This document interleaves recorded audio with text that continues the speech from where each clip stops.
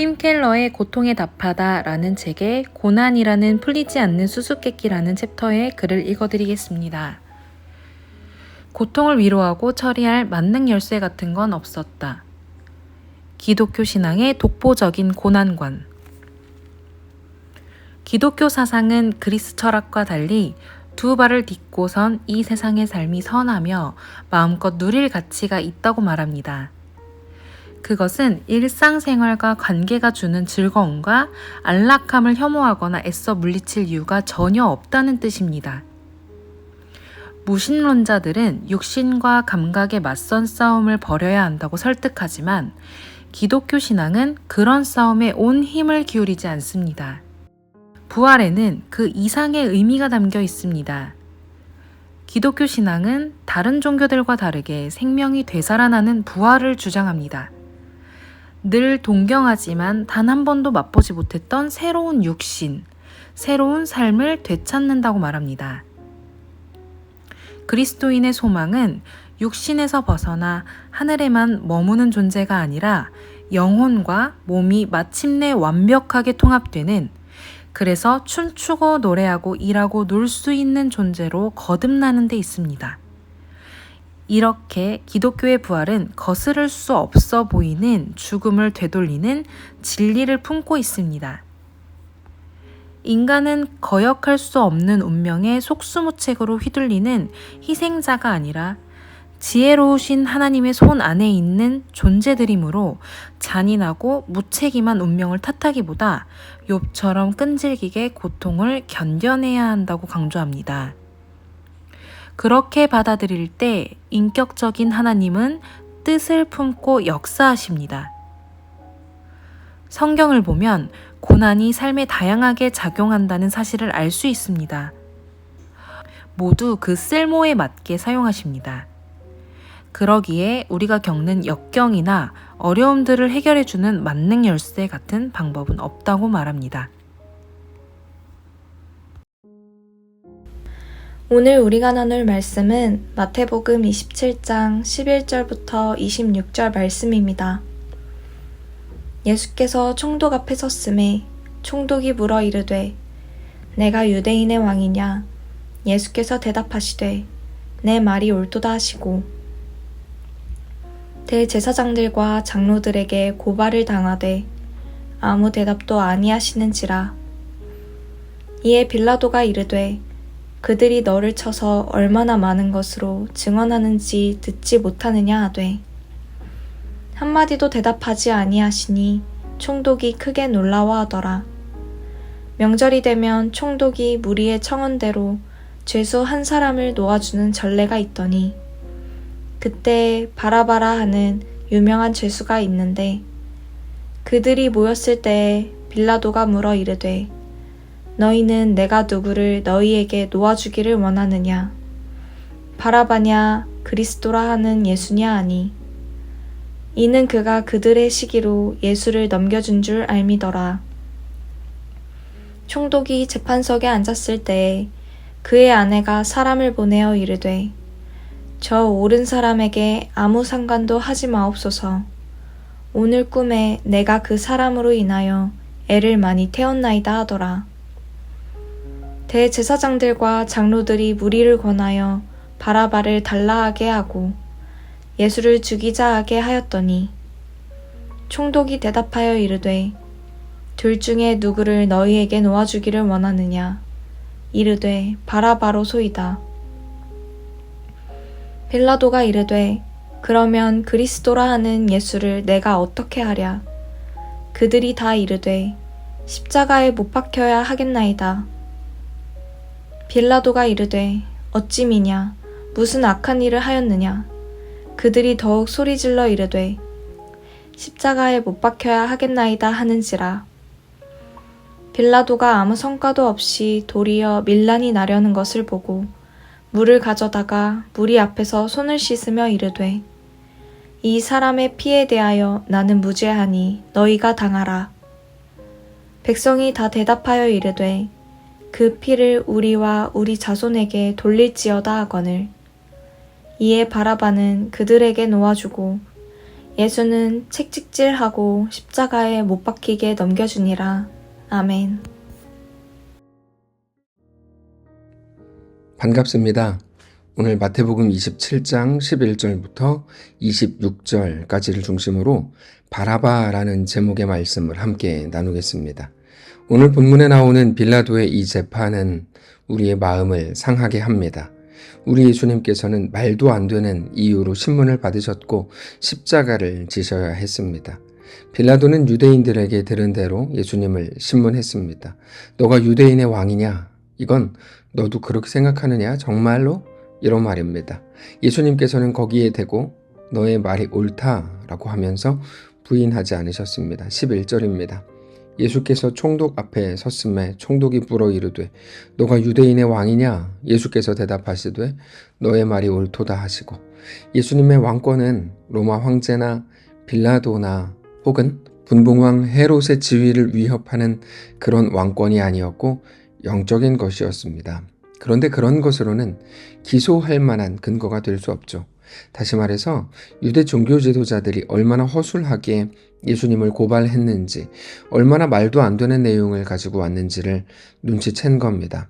그 순간 빌라도는 그렇게 말도 안 되는 내용으로 고발하는 저 사람들에 대해서 예수님이 가만히 있는 거를 이해할 수 없다, 이렇게 생각을 했습니다. 그래서 이렇게 묻죠. 13절입니다. 이에 빌라도가 이르되 그들이 너를 쳐서 얼마나 많은 것으로 증언하는지 듣지 못하느냐 하되 한마디도 대답하지 아니하시니 총독이 크게 놀라워하더라. 그러나 예수님께서는 전혀 억울해하지 않으셨습니다. 오히려 옆에 있는 빌라도가 막 억울해할 때 예수님은 전혀 그렇지 않으셨고 오히려 의연한 모습을 보이셨습니다. 그때 빌라도는 예수님의 의연함을 보면서 깜짝 놀랐죠. 유대인들은 예수님을 빌라도 앞에 끌고 오면서 로마를 위협할 반역자, 주동자, 혁명가인 것처럼 말을 했지만 오히려 빌라도가 본 예수님의 모습은 그들의 말과는 정반대의 모습이었던 겁니다. 억울한 누명을 쓰고 완전히 말도 안 되는 오해와 그런 고발을 당했음에도 한마디도 억울해하지 않는 우리 예수님의 모습을 보았을 뿐입니다. 예수님의 그런 모습에 대해서 사실 이사야 선지자는 이미 이렇게 묘사했었습니다. 이사야 53장 1절입니다. 우리가 전하는 것을 누가 믿었느냐? 여호와의 팔이 누구에게 나타났느냐? 그는 주 앞에서 자라나기를 연한 순 같고 마른 땅에서 나온 뿌리 같아서 고운 모양도 없고 풍채도 없은즉 우리가 보기에 흠모할 만한 아름다운 것이 없도다. 그는 멸시를 받아 사람들에게 버림받았으며 간고를 많이 겪었으며 질고를 아는 자라. 마치 사람들이 그에게서 얼굴을 가리는 것 같이 멸시를 당하였고 우리도 그를 귀히 여기지 아니하였도다. 그는 실로 우리의 질고를 지고 우리의 슬픔을 당하였거늘 우리는 생각하기를 그는 징벌을 받아 하나님께 맞으며 고난을 당한다 하였노라. 그가 찔림은 우리의 허물 때문이요 그가 상함은 우리의 죄악 때문이라. 그가 징계를 받음으로 우리는 평화를 누리고 그가 채찍에 맞음으로 우리는 나음을 받았도다. 우리는 다 양 같아서 그릇 행하여 각기 제 길로 갔거늘 여호와께서는 우리 모두의 죄악을 그에게 담당시키셨도다. 그러면서 특별히 7절로 가면 예수님께서 어떻게 그 길을 가셨는지를 너무나 잘 표현합니다. 그가 곤욕을 당하여 괴로울 때에도 그의 입을 열지 아니하였으며 마치 도수장으로 끌려가는 어린 양과 털 깎는 자 앞에서 잠잠한 양같이 그의 입을 열지 아니하였도다.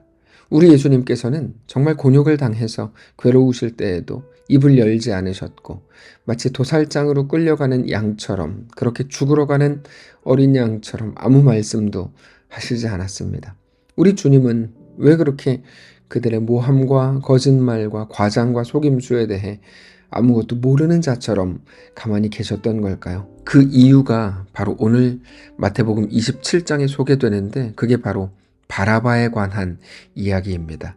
바라바는 지금 감옥에 있는 유명한 범죄자였습니다. 그런데 사실 로마 정부에 대한 반역에 가담한 주동자였죠. 그래서 바라바는 살인자들과 함께 체포되었지만 마가복음 15장을 보면 바라바에 대해 밀란을 꾸미고 밀란 중에 살인하고 체포된 자라고 소개합니다. 그 바라바가 사형을 기다리고 있었습니다. 자기의 죄와 자기 잘못 때문에 마땅한 죄명을 가지고 사형을 당하기 직전이었죠. 근데 빌라도가 마침 예수님을 풀어줄 명분을 찾기 위해서 이번 6월절 명절에 대통령 사면과 같은 이른바 총독 사면권을 행사하겠다고 말합니다. 빌라도 생각에 예수님은 종교 지도자들에게만 미움을 받아서 이렇게 사형에 직면해 있는 거고, 그러니까 이번 총독 사면 때 백성들은 분명히 예수를 풀어주라고 할 거라고 생각을 했던 겁니다. 그런데 그때 유대인들은 예수님이 아닌 바라바를 풀어주라고 소리쳤고, 빌라도는 비록 손을 씻으면서 나는 이 일에 대해 완전히 관련이 없다고 했지만 결국 예수님을 십자가에 못 박히도록 그들에게 내어주고 말았죠. 그래서 결국 바라바가 풀려났습니다. 이건 아주 단순하지만 매우 선명한 그림입니다. 바라바의 관점에서 보면 예수님은 왜 십자가를 지고 죽으셔야만 했을까요? 바라바 자신을 풀어주기 위해서 빌라도 앞에서 아무 말씀도, 아무 변명도, 아무 억울함도 드러내지 않았던 겁니다. 여러분, 그런데 그게 예수님이 참으셨던 이유였습니다. 자, 우리 주님은 그런 모든 억울함과 오해 속에서도 끝내 이루시고 얻으시기 원했던 것이 무엇일까요? 예수님이 죽으시면 바라바가 풀려나기 때문입니다. 그것이 우리 예수님께서 그런 오해와 억울함을 받으면서도 가만히 계셨던 이유였습니다. 예수님이 죽으시면 그 강도가 풀려나고 죄인들이 풀려나고 우리 모든 바라바, 우리들이 살아나게 되는 겁니다. 그게 오늘 본문의 핵심입니다. 예수님은 무죄이지만 말도 안 되게 고발하는 사람들 앞에서 내가 무죄다 라고 말씀하시지 않았습니다.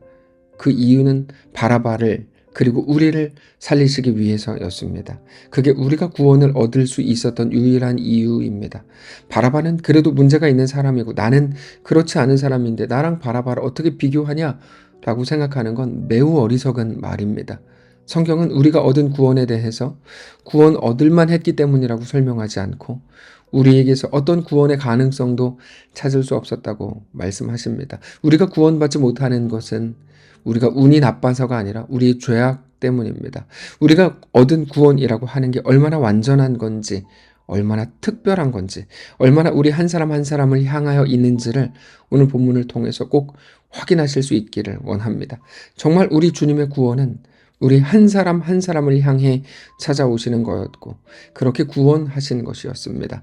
사랑하는 성도 여러분, 우리 주님께서 그 모든 오해와 억울함 속에서도 묵묵히 자신의 길을 가셨던 이유는 오직 우리를 살리고 회복시키시고 온전한 하나님의 백성으로 완성하시기 위해서였다는 것을 기억하십시오.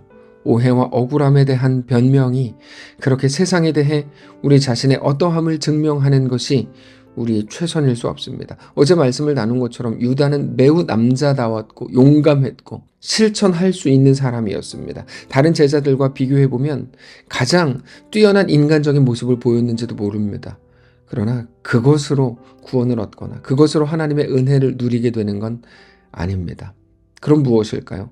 오직 하나님의 은혜 앞에 엎드리는 것, 그렇게 하나님만 나의 전부이심을 정직히 고백하는 것, 그렇게 하나님께 충성하고 하나님을 사랑하고 하나님께 순복하는 것만이 우리에게 가장 복된 일이고 가장 가치 있는 결정인 것을 기억하는 오늘의 말씀이시기를 원합니다. 기도하겠습니다. 하나님, 우리 아버지 되시니 감사합니다. 소망 없고 근거 없고 가능성 없었던 우리의 삶에도 찾아오셔서 우리에게 구원을 허락하셨으니 감사합니다. 우리를 살리기 위해 지신 예수님의 십자가를 오늘 기억하는 귀한 날이 되게 하시옵소서. 하나님, 단기 프로젝트 팀 여전히 공사가 진행 중입니다. 그 가운데 함께 하시고 하나님의 은혜로 채우시고 한 사람 한 사람에게 하나님 성령을 부으시고 찾아가셔서 그렇게 꼭 필요한 일들을 허락해 주시고 꼭 필요한 사람들을 붙여주시고 하나님의 은혜만 기억되는 귀한 여정이 되게 하시옵소서. 하나님, 사랑하는 모든 성도들 가정 가운데 함께 하시고 그들의 가정이 믿음의 가정 되게 하시고 하나님을 알되 깊이 알고 하나님과 믿음으로 동행하는 멋진 믿음의 모든 명문가들이 되게 하시옵소서. 모든 연휴 기간 동안에 하나님을 깊이 사랑하고 주께 순복하고 하나님께 충성하는 사랑하는 모든 성도들의 가정이 다 되게 하시옵소서. 감사드리며 살아계신 우리 주 예수님의 이름으로 기도합니다. 아멘. 사랑하는 성도 여러분, 하나님께서 오늘 하루를 우리에게 허락하셨습니다. 믿음으로 우리 주께 나아가시기를 원하고 이제 오늘 우리에게 주어진 모든 길과 현장 속에서 하나님을 사랑하고 하나님께 충성하는 귀한 날 되시기 바랍니다.